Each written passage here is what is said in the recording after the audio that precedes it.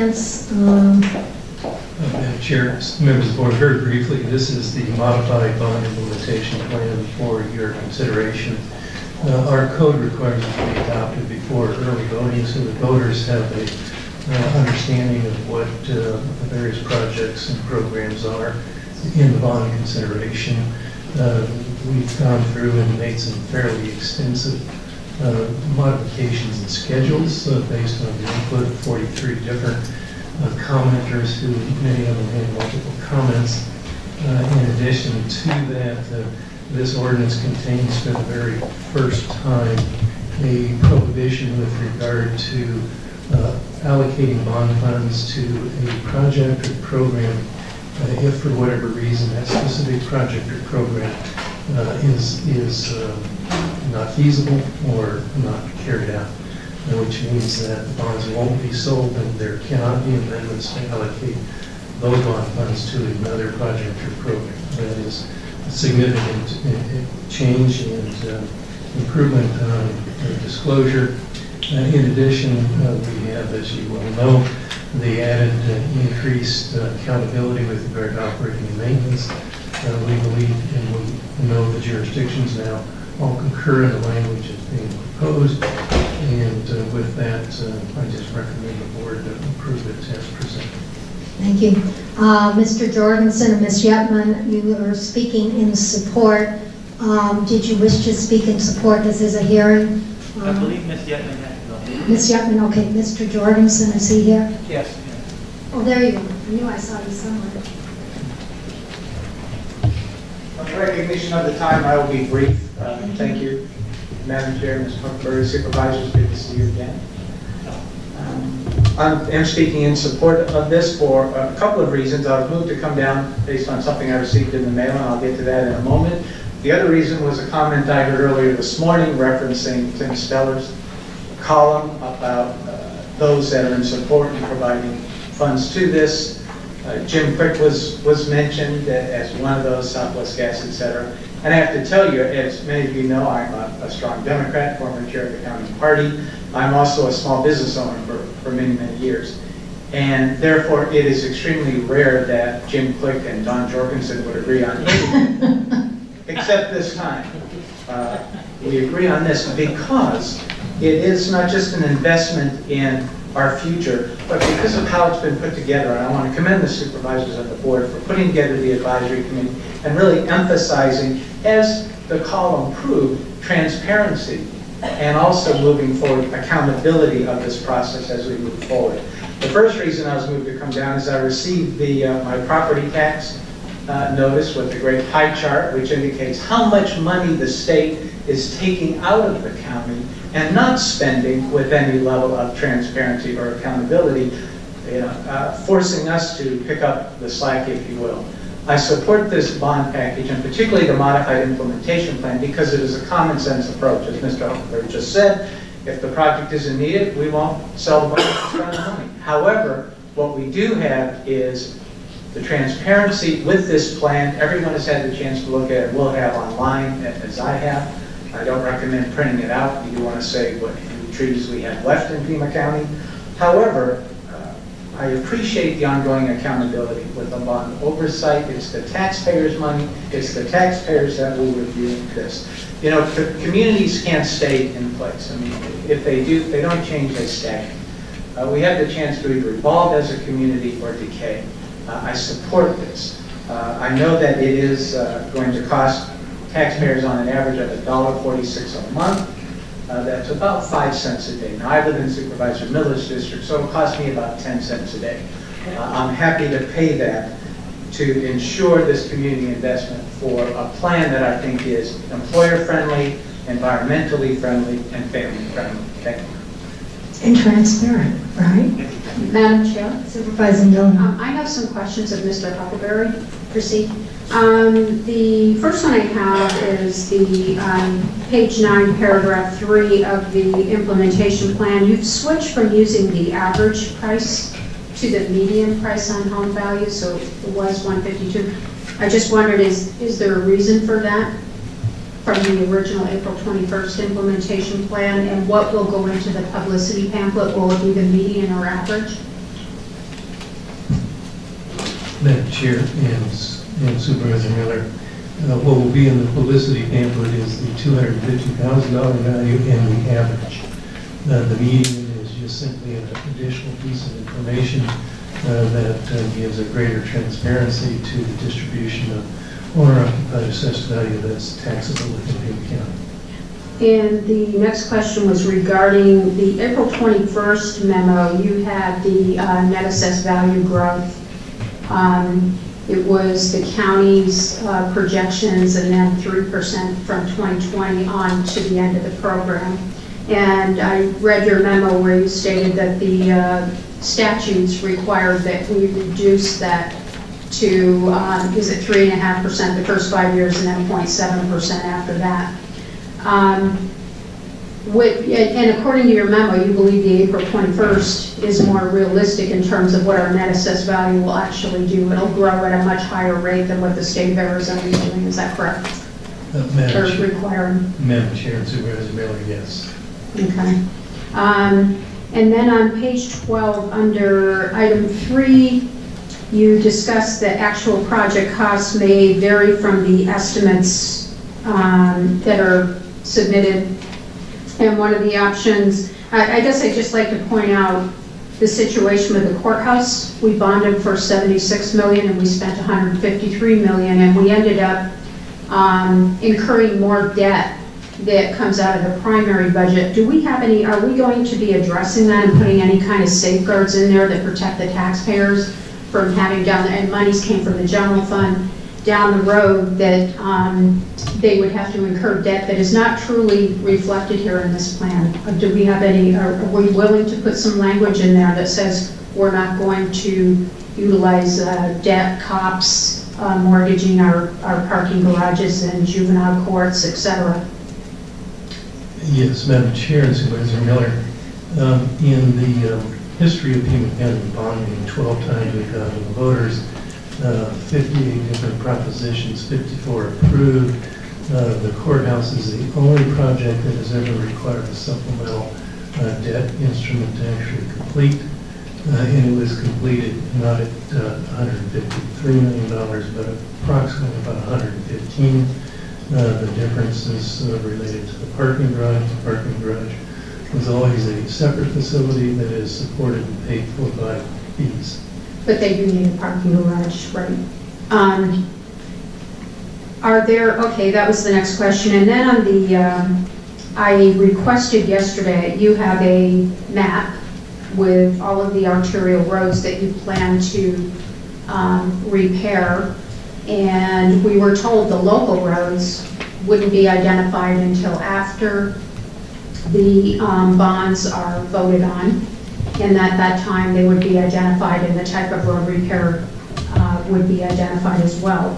The arterial roads, apparently that's the same condition, because I asked for a list of those arterial roads, the mileage and the type of repair, which I think is very important for the voters to see. Right now, we're just giving them a map with marks all over it saying we're going to do all these roads, but they don't know if it's going to be a fog seal. They don't know how many miles, a mill and fill. And I think in the name of transparency, I don't know how you estimated these costs of these roads and why you wouldn't have the mileage and what type of repair you were planning until after the bond election, because I thought we were going to be very transparent. And we have the map, but the map doesn't give that information, which I think is very important for the voters to see. I know the people in my district would like to see it. So it was, the memo I received yesterday was these roads and the type of repairs are not going to be determined until after the bond election. I just want to be clear so that the voters in my district understand that, because typically the monies are swept out of District 1, and I want to make sure that people understand that this is a very strong possibility. Madam Chair and Supervisor Miller, with regard to the map was actually constructed by using the tabular documents that you received in describing the roadway segment, and then an ending point and a starting point. And the only thing that's missing is the mileage, which is easily tabulated by the same computer programs. The type of improvements are specified in the county unincorporated area. We have specified those specifically for each segment. I was told I couldn't get it yesterday. I received a memo from Ms. Fife yesterday and said that it would be, and it says arterial roads, and it would be determined after the election. They are all determined now. What has not been determined is that some of the jurisdictions have requested that they give their estimate now is what they would do, but they want to reserve the right of the jurisdiction to change it if in fact it changes from a clog seal to a chip seal because of a 5 or 6 year implementation period, or a change in traffic conditions, growth conditions, or conditions on a particular highway. So it stands that I'm not going to get the treatment type until after the bond election. That's what it says right at the top of the document I received yesterday. Arterial collectors. Treatment type is not listed as the final determination of treatment will be made at the time in which it will occur. So it's not going to be determined even right after the election. People aren't going to know exactly what they're going to get. Madam Chair, Supervisor Miller, in the case of the unincorporated roads, the treatment types are well known. They can be added if that's a desire. We also know that the full amount of the bonds that are allocated to each jurisdiction are not sufficient to repair all of the roadways that require repair within the county. So we have a list of arterials with a type of repair that's going to be done. Is that what you're telling me? Yes, we As do. long as it's an unincorporated. And I sent an email yesterday requesting that information to you, Mr. Huckleberry. And Ms. Fife responded and said it was going to be determined after the election. So Yes. can I get that? Supervisor, Chairman, Madam Chair, and Supervisor Miller, yes, you sent me the email on Sunday and we responded to you yesterday with the list. Yeah, and it just have happy a to type give of you the repair. list. Yeah, so I appreciate the information that I asked for. And then there's, okay, that you covered that you would not sell any bonds if the project wasn't determined feasible. And you talk about the complexity of the capital infrastructure projects. And do we have any background documentation on how these project costs were estimated where the public can view them? Because we have dollar amounts, but we don't have any type of documentation and background. Do we have that information if someone requests it? Because I have had requests. How was this estimated? How are we going to do this? Madam Chair, Supervisor Miller, if they requested, then we can provide what we have. On a specific project. Yes. I don't want all the documentation. And it may be conceptual. Obviously, it is at this level because there's no design. And then you talked about the negotiation process for open space and that there is an independent review commission. Who's on that commission? And what is that commission called? Madam Chair and Supervisor Miller, it is the Conservation Acquisition Commission. It is composed of members appointed by this board. They're in place today and they're functioning and meeting typically used to be quarterly, now it's every 6 months. Okay, it wasn't identified in the document.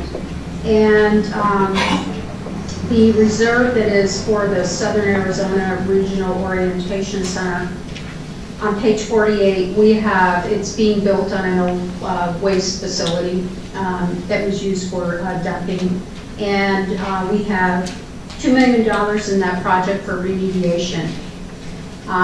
We found in the case of the courthouse, and I know it was a unique situation, but do we believe, I mean, is $2 million going to be adequate building on an old waste facility?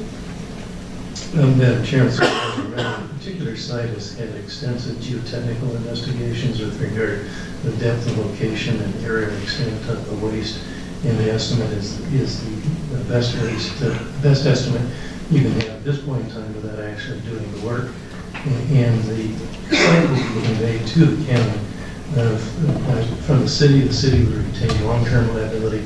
The city's agreed to waive all of the tipping and disposal fees associated with disposal of waste that's removed from the site. Okay, and then the operations and maintenance costs, 46 of those 99 projects are going to be operated by entities other than Pima County. Once those are built, and you talked about incorporating the operations and maintenance of these various projects into written agreements, signed agreements prior to the build out. I'm just curious, how are we going to enforce that once we've given the monies, they built the facilities, and then they're not maintaining it after we've already given them the monies. What do we have a mechanism, and maybe Mr. Weaver needs to answer this, how are we going to incorporate, what are we going to incorporate into the contract that gives us leverage and making these entities maintain these projects to protect the taxpayers' investment? Madam Chair and Supervisor Miller, in most cases, the improvements are placed on public property, and the majority of those cases on county-owned property, when the county has an operating agreement or lease with a nonprofit, such as the Desert Museum. Desert Museum's lease has been in place about 50 years, and they have adequately maintained and operated the facility during that period, and I expect them to do so in the future. Okay, so we really don't have any teeth in the contract then. If some one of these entities doesn't do it. Madam Chair and Supervisor Miller, we would terminate the lease. Okay. Accelerating, you talked about on page 20 that there's a potential for instances where one might accelerate the projects before the bond proceeds are available. And I'm just kind of curious under what scenario, because with that, it's on page 20, and it is in the event that someone wants to invest the money up front. I assume it's their own investment. They want to invest it up front and get the project built, and then later on when we issue the bonds, we would pay them back, and you have it in there that we wouldn't be responsible for any interest or anything on that. I'm just curious, what scenario do we envision that occurring, and wouldn't that impact other projects, or would they have to wait until the project is programmed? Madam Chair, so as Miller, they would have to wait until the project is programmed, so Okay. therefore would not affect any other project implementation, and is there for the purpose of, primarily if some jurisdiction believes that they need to accelerate a project over what the present schedule is, they have that option. And on the operations and maintenance, under Proposition 425.1, which has to do with roads, I noticed that you have specifically identified for the $10 million Science Park Drive and the $30 million project for the Hughes Act, or excuse me, the Sonoran Corridor. You have identified specifically that HERF dollars will go to those two projects to maintain them, and for the arterial and neighborhood roads, it says eligible roadway treatments, you're going to treat them in such that once treated will not fall into failed condition over a 10-year period. So my question is, first of all, our road treatments, from the Director of Transportation, I've heard over and over again that the failure, the mean time between failures is about 5 years on a road repair, and then allowing them to go back to fail after 10 years. That's what it says to me, is that we're not going to do anything beyond keeping them out of failed condition for the 10 years, and then in the 11th year, who knows what will happen. But I'm curious why we specifically identified monies for those two roads from HERF, and identified a schedule of monies that would be allocated to those but not to these roads. Yes, Madam Chair and Supervisor Miller, with regard to the two roadways that are really building new roadways and new capacity, it's standard practice to actually just designate the maintenance and the obligations of that. Typically in a new roadway, within 10 years, typically only maintenance that's typically needed, depending on the volume and truck volume, is a fog seal or seal coat, which is relatively inexpensive. With regard to the roads that are treated in the subdivision and the neighborhood level, it depends exclusively on, again, the condition of the road that is being repaired and its state of disrepair versus reconstruction. Again, a local street that's going to be reconstructed is not going to have hardly any maintenance during the first 10 years, even a fog seal, because of the very low traffic volumes. That's for new roads. These are for repairs. When there's a multitude of things, and that type of treatment has been determined. Yes, Madam Chair, Supervisor Miller. A reconstruction, a failed road is a reconstruction, which means it's a new road. The mill and fill, the half That's a million, or, yeah, 500,000. There's nothing miles required on that local road for 10 in a years. 10-year period. It has an extremely low traffic volume on local roads.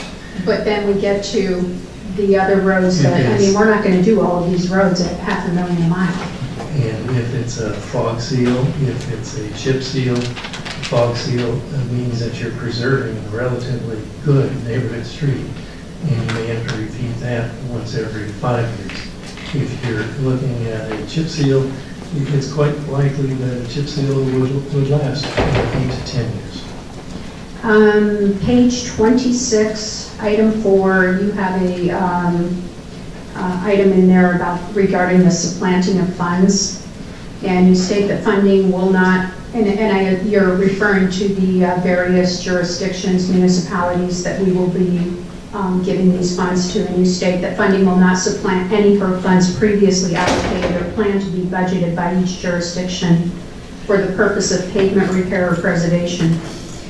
My question is, how do you verify that the jurisdictions have previously programmed? Do we have a mechanism to be able to understand that they did or they didn't? Madam Chair, and Supervisor Miller, just examination of each jurisdiction's local budget for transportation should identify those funds. So they're not going to be submitting a report to you of what their programmed road repairs are, or are we going to just... Madam Chair, Supervisor Miller, they will be providing reports. They have to verify what they're spending the money on and how they've accurately spent the money. Okay. We will be able to ask them, and will probably require a non-supplanting certification. The next question is, how do you verify it? You verify it looking at the past budgets. Okay. And then, okay, various roads are on here. Pavement preservation on the Pavement Preservation Commission on page 27. 7 members are going to be on this commission. 5 are going to be appointed by the board, and 2 appointed by you for accountability and transparency. And then you're talking about the fact that the commission duties will be to make recommendations for projects annually based on prioritization, principles developed by technical staff, etc. My question is, why are we having a commission do this? We have a Department of Transportation. Isn't this their job to do that? Madam Chair and Supervisor Miller, the Department of Transportation will provide all the technical staff work and make recommendations to the Commission. It's the Commission's decision to make a recommendation to the board because this falls in the same principle we've had all along, is that our bond programs are citizen-driven and not staff-driven. Yeah, well, you know, we can look at that, and I don't understand why we have to have the 2 additional appointees from you on that commission rather than just 1 from each board member. That seems to skew it a little bit, but I guess we can deal with that later. He only gets 2 votes. Yeah, he only gets 2, and the board gets 1 each. That doesn't make a lot of sense to me.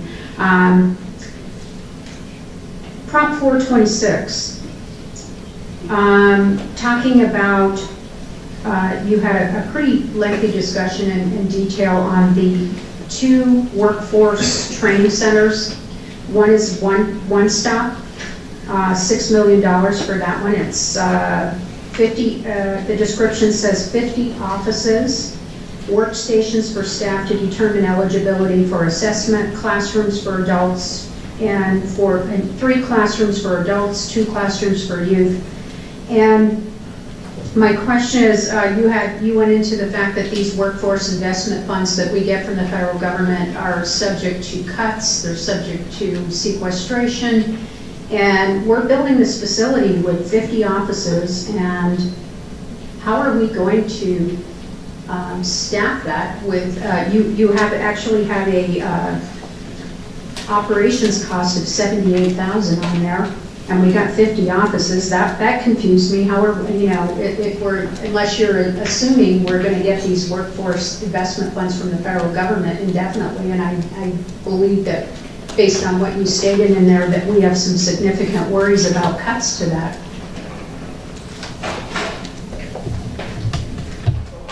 question? Yeah.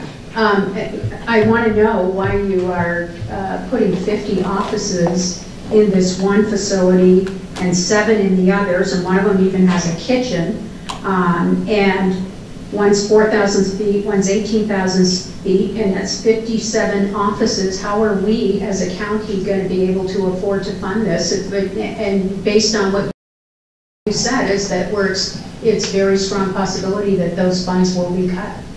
Madam Chair and Supervisor Miller, we do not believe the programs will completely be reduced. In fact, we would probably see increases. They fluctuate over time. They depend on the national economy and what's occurring with it. We have historically always had a partnership with regard to workforce investment, and therefore we invite other jurisdictions to participate, including the educational institutions that form the backbone of the workforce investment structure, and so very often they are also in these facilities. I do not anticipate that we will have anything less than what has been programmed specifically by the Workforce Investment Board and those who typically operate and work in the one-stop today. I guess the point I'm trying to make there is that, you know, we could end up having to fund this out of the county budgets, and based on what's going on at the federal level, I don't think, you know, things are going great there, and that we may very well end up having to fund this. Yeah, sure. So it gets to, you know, why are we building 57 offices? Yeah, sure. Supervisor Miller, we fund them today out of the general fund. Right, we have two. Yeah, we fund them out of the general fund, but this is just more and larger. And I guess the other thing I would like to see is some data on the success and training of the existing programs. If we could get that, that would be really interesting to see how many people we've placed in Pima County. I was at a bond advisory meeting in 2012, and a lady was there from the Workforce Investment Department and stated that she didn't need more training dollars. She needed jobs to send the people to. So that's something, you know, we don't have the job growth here that I think justifies the expense of this. In that same discussion on page 33, you talk about job path being co-located with One Stop or at the county-owned Aerospace and Defense Business and Research Park. Which one are you referring to there? Where does the county own their business? Madam Chair and Supervisor Miller, the existing property the county owns South Arabia that is known as completed and planned as the Aerospace and Defense. So the county is going to build this research park? That's the plan? No. It says that this may be located on that site. Okay, it's just, okay, gotcha. Is that the $6 million buffer zone that we purchased? Madam Chair and Supervisor Miller, yes it is. Okay, so I thought it was a buffer zone, not a place to do development. Madam Chair, Supervisor Miller, it's a zone for compatible uses with Raytheon adjacent, what we call aerospace and defense contractors are compatible uses. U of A Tech Park at the bridges, I guess, I got that question answered yesterday. And the last question I have for you. You sent out a memo, and then the board voted to move 80 million in, it was 79 point, I'm trying to think where 79.671 that we voted on April 7th to move out. And then I've received memos, we got a bond program update June 30th that says it was 73.4 million that was left. We voted on 79.6. The May 22nd memo said 76.5. The memo from September 11th says nearly 80 million. So the difference between these numbers of what we pushed out that is left over from the 1997 road bond is anywhere from 6.2 million to 3.1 million. And I'd like to know what the number, the accurate number is, because we actually voted to move 79.6, and that was in April. Madam Chair and Supervisor, I assume it's 79.6. When I say 80 million approximately, it's what I mean, 80 million approximately. Yeah, and there was one that just came out on June 30th that said 73.4 million. and there's a chart, and that's in the handout that Robin handed out to everyone. So there's multiple numbers floating around here, and I just wanted to verify that it is accurate. So what we voted on, the 79.6 million, is actually correct, because being off by 6 million, that's significant to me. So I just want to make sure that we've got the right number. Yeah, that's fine. We'll get to the right number. So is it the 79.6, or are you going to look into it and see which one it is? Madam Chair, Supervisor Miller will get you the accurate number. Okay, thank you, and that's all the questions I have. Madam Chair, Supervisor Elias. you know, this is a huge set of 7 questions that are facing us, and this bond implementation plan that we have before us really provides answers to a lot of the questions that my good colleague here has brought up here. And I think Mr. Huckleberry has done a good job of responding to those questions. And in fact, participation by the public in commissions, whether it's about open space or whether it's about road repair, helps to keep political meddling down to a minimum. Let's be honest, that's a good thing. Because I gotta tell you, you ask somebody on 12th Avenue, they're gonna tell you they get the short end of the stick all the time too. That's the way it goes on the south side. So I share a lot of those concerns that my colleague has here. But, you know, the truth is that we've made our implementation plan sharper. We've provided more protections to make sure that we have good partners in each one of these projects, because there's been times when we've had trouble with our partnerships. And so you better make sure you get it right the next time out.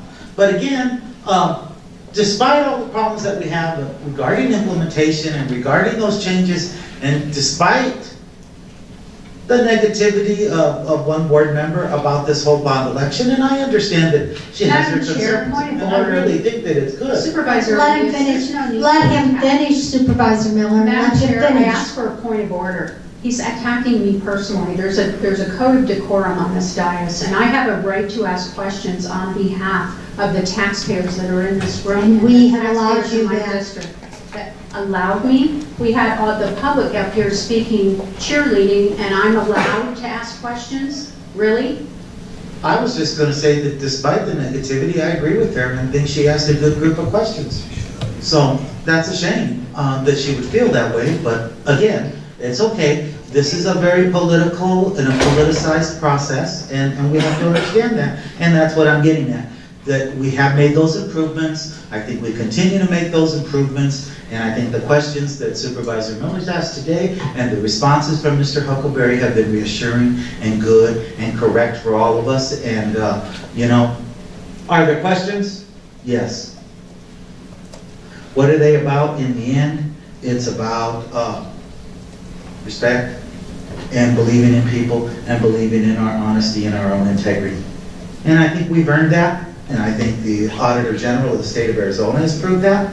And this document makes it even sharper and makes it even clearer that we're going to do a good job protecting the public's interest. And I'm proud of that, frankly. And so, I don't know, unless there's somebody else who has a comment to make on item 18. I have no further Go ahead. speakers. I mean, I was going to go ahead and move the item. So I'd move item 18, including ordinance 2015-37. And close the public hearing. Close public hearing and ask for a roll call. Second. Motion and a second. Any further discussion? Roll call. Supervisor Carroll. Aye. Supervisor Elias. Aye. Supervisor Miller. No. Supervisor Velades. Aye. Chair Bronson. Aye. Motion carries 4-1. We will now finally move back to the regular order of the agenda. Supervisor Velades. Besides, we still need approval of consent, but let's move to item 8 right now.